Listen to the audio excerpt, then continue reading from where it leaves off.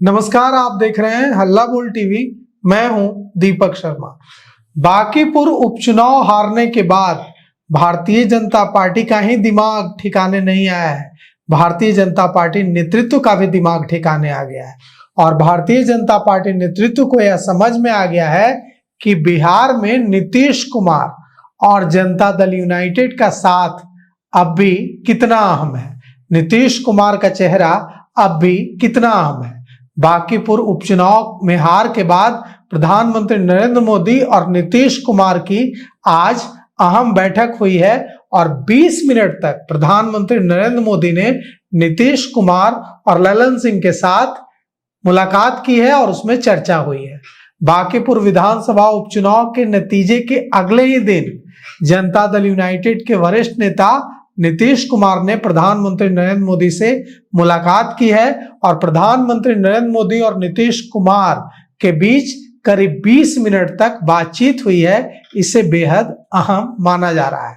नई दिल्ली स्थित संसद भवन में प्रधानमंत्री नरेंद्र मोदी के कार्यालय कक्ष में पूर्व मुख्यमंत्री नीतीश कुमार और प्रधानमंत्री नरेंद्र मोदी की मुलाकात हुई है और इस मुलाकात में बांकीपुर उपचुनाव में हार से लेकर कई महत्वपूर्ण मुद्दों पर बातचीत हुई है, ऐसा सूत्रों के मुताबिक पता चला है। सूत्रों के मुताबिक बैठक में बिहार के विकास, केंद्र और बिहार सरकार के बीच कोऑर्डिनेशन, बांकीपुर उपचुनाव में मिली हार, एनडीए के भीतर तालमेल और आने वाले दिनों में राजनीतिक कार्यक्रमों पर विस्तार से बातचीत हुई है।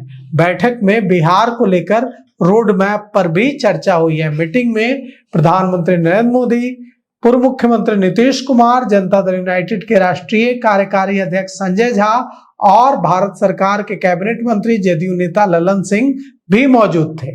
और बैठक के बाद अब तक कोई आधिकारिक बयान जारी नहीं किया गया है, लेकिन जो खबर आ रही है उसके मुताबिक भारतीय जनता पार्टी यह महसूस कर रही है कि नीतीश कुमार अब भी बिहार में भारतीय जनता पार्टी के लिए जरूरी हैं और इसीलिए नीतीश कुमार को साइडलाइन करने और सत्ता पर, बिहार की सत्ता पर जदयू को साइडलाइन करके, नीतीश कुमार को साइडलाइन करके कब्जा करने का ख्वाब अब कुछ समय तक भारतीय जनता पार्टी शायद ही देखे। इस मुलाकात का सबसे अहम पहलू इसकी टाइमिंग है।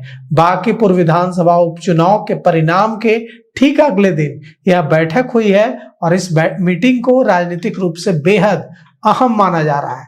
बांकीपुर लंबे समय से एनडीए का मजबूत गढ़ रहा है और इस सीट पर भाजपा उम्मीदवार को मिली करारी हार, जबकि भारतीय जनता पार्टी ने अपनी पूरी ताकत झोंक दी थी, तो भी भारतीय जनता पार्टी इतनी करारी हार का शिकार हुई है और वो भी किससे? तो जन स्वराज जैसी नई पार्टी के हाथों।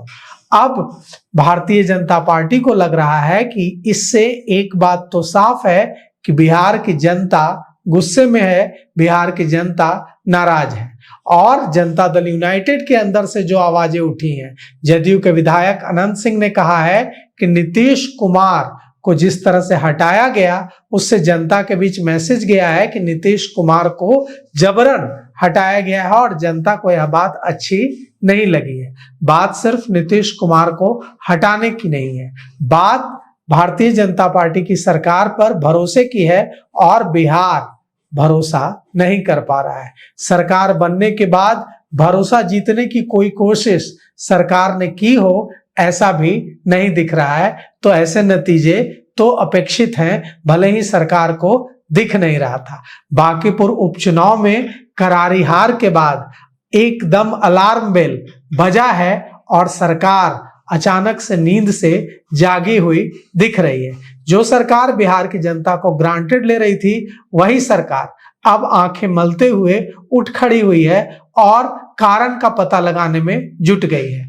अब जो ये मीटिंग हुई है भारतीय जनता पार्टी में, नरेंद्र मोदी से ऊपर तो कुछ नहीं है। तो नरेंद्र मोदी ने जो नीतीश कुमार, ललन सिंह और संजय झा के साथ जो मीटिंग की है, इस मीटिंग की टाइमिंग यह बताती है कि अब भारतीय जनता पार्टी यह समझेगी कि बिना नीतीश कुमार अब भी भारतीय जनता पार्टी का बेड़ा बिहार में पार होना मुश्किल है।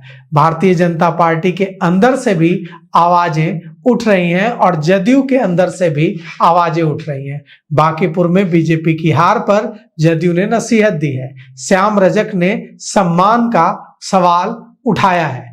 अब श्याम रजक सवाल उठा रहे हैं, अनंत सिंह सवाल उठा रहे हैं और जदयू के कई कार्यकर्ता नेता भी सवाल उठा रहे हैं। एनडीए के अंदर अब इस पर मंथन शुरू हो गया है कि बांकीपुर की हार यह बताती है कि भारतीय जनता पार्टी की सरकार लोगों की उम्मीदों पर खरा नहीं, किसी भी तरह से लोगों की उम्मीदों पर खरी नहीं उतर रही है। प्रधानमंत्री नरेंद्र मोदी और नीतीश कुमार की यह मुलाकात बिहार की आगामी राजनीतिक रणनीति के लिहाज से बेहद अहम मानी जा रही है। अब देखना यह होगा कि क्या एक बार फिर भारतीय जनता पार्टी नीतीश कुमार को और जनता दल यूनाइटेड को पूरी अहमियत देना शुरू करेगी, क्योंकि अहमियत न देने का खामियाजा भारतीय जनता पार्टी बांकीपुर उपचुनाव हार कर भुगत चुकी है।